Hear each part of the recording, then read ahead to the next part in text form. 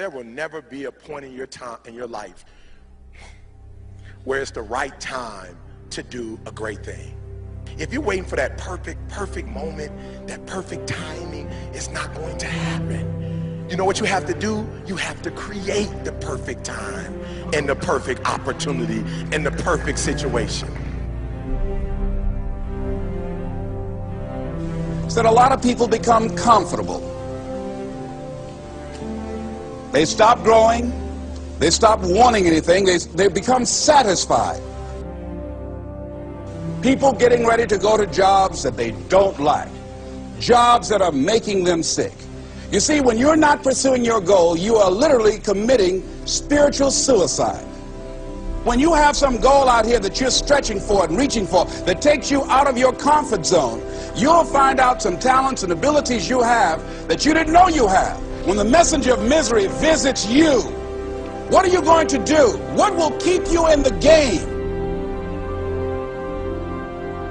There are things that you think you'll never need to know, that you may only need to know one time in your life, but that could save your life because you had that knowledge. Unless you attempt to do something beyond that which you've already mastered, you will never grow. What is it that you looked at some point in time and you decided that you couldn't do it, that you talked yourself out of it?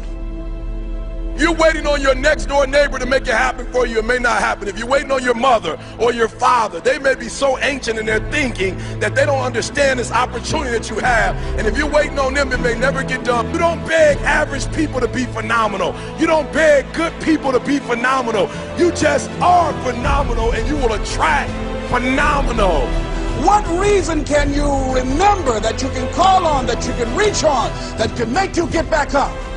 Find that reason. If you're not where you are, if you're not where you want to be, if you don't have what you want to have, if you're not where you think you should be at this particular place, it has nothing to do with the system, but it has everything to do with the fact that you're not making the sacrifice. I want you to make that dream become a reality, because if you don't, you will be working for somebody else to make their dreams become a reality. Everybody is against you or don't believe in you no more. And let me tell you something, that's a lonely feeling. It's a lonely feeling, particularly people that you're doing it for. Most people take their greatness, take their ideas to the graveyard with them.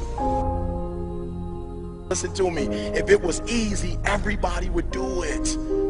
There are people right now who are working who don't want to work. There are people who hate their jobs, but they keep getting up to do it. The wealthiest place on the planet is the graveyard. Because in the graveyard we will find inventions that we never ever were exposed to. Ideas, dreams that never became reality. Hopes and aspirations that were never acted upon. The question is, what are you going to do with your time? What drives you? And greatness is a lot of small things done well. Day after day, workout after workout, obedience after obedience, day after day. When things don't work out for you, when things happen that you could not anticipate, what are the reasons that you can think of that can keep you strong? You will never ever be successful until you turn your pain into greatness, until you allow your pain to push you from where you are to push you to where you need to be. Stop running from your pain and embrace your pain. Your pain is going to be a part of your prize, a part of your product. I challenge you to push yourself. See, it's easy to be on the bottom. It doesn't take any effort to be a loser. It doesn't take any motivation, any drive in order to stay down there on a low level. But it calls on everything in you. You have to harness your will to say, I'm going to challenge myself. I mean that what you did last week don't count. Today is the only important day. There are 86,400 seconds in a day, and how you use those are critical. You got 86,400 today, and what you do today is going to cement who you are. Nobody's going to talk about what you did last week. That the biggest enemy you have to deal with is yourself. There's an old African proverb that says, if there's no enemy within, the enemy outside can do us no harm. You have this opportunity of a lifetime. It means absolutely nothing if you don't take advantage of it in the lifetime of this opportunity. I got a saying that when life knocks you down, try and land on your back, because if you can look up, you can get up.